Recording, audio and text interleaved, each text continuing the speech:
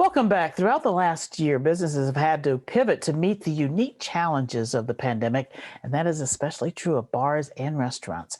Joining us are Alexa Alfaro of Meat on the Street and Evan Hughes of Central Standard Craft Distillery. We thank you both for being with us, and we know it's been a tough year for just about everybody. And Alexa, I want to start with you. You've had to actually raise your prices to cover the charges of delivery apps like Grubhub and Postmates. Are people still ordering through those services at the same rate? Oh, more than ever, I feel like they've been ordering.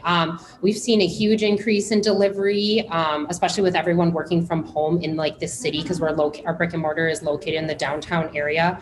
I also haven't had. I thought we would get more calls as to like it's too expensive. Like, can you do something? And we have not. So we've been very lucky in our supporters being willing to still order through delivery even during these times. Well, that's good to hear. Evan, now, shortly after the pandemic, it was very interesting. Your company started to turn liquor into hand sanitizer. Can you tell us how difficult was that transition? And is that still a part of your business, or is that trending down right now? Yeah, at Central Standard, we have a motto internally. It's run towards problems. And when the pandemic hit, we assembled the team and really didn't waste any time. On that Friday, I think it was appropriately Friday the 13th. That following Monday, we converted our entire line over. We're producing disinfectant spray and hand sanitizer. So it was a kind of a crazy weekend, but we made it through it, and we are still manufacturing some hand sanitizer. We're working with some school districts around the area and some larger people around the country. Well, that's good. At least you were able to pivot in that way. Now, Alexa, new capacity guidelines, we mentioned go into effect tomorrow, and the capacity limits going from 25 to 50%. That's got to feel good for you as an owner and a restaurant owner. Yeah, we're really excited. We are lucky to be based in a food hall, so we have a very large area with tables, spacious, lots of room. You can bring your family in, and there's space for everyone. So we're really excited to start to see more people dining in. Yeah, I think a lot of people are excited about that. Evan, now the Assembly actually passed a bill yesterday, and that lets bars and restaurants serve some alcohol to go. Your reaction to that, and do you think that's going to really help your business?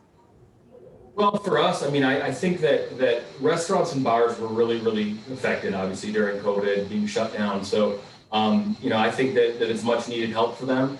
And for us, we would love to participate, and we've got some great restaurant partners that I know will hopefully be supporting local distilleries and breweries and wineries, and we'll see how everything goes. But I think it was a really good step in the right direction. Yeah, it really is. And Alexa, I like to ask both of you, what are some of the biggest lessons you both have learned this past year? Start with you, Alexis.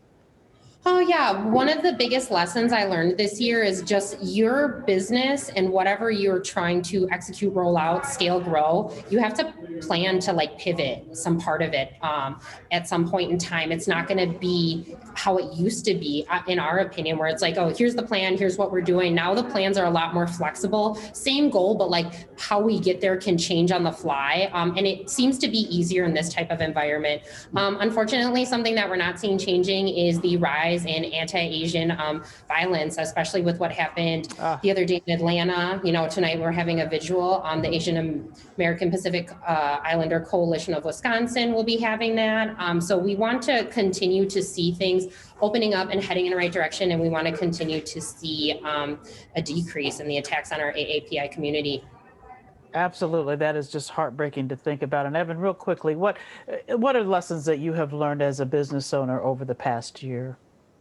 Well, we learned not to take days for granted. I would agree with Alexa as well that, running a small business is already very difficult, and trying to run it through a pandemic, our budgeting and planning, we have like different plans. We have the normal plan, what happens if the pandemic comes back, and what happens if things lift. So it's tough to take every day at a time.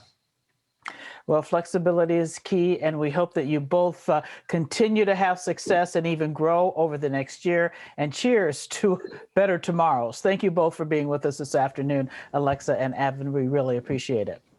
Thank you for having me.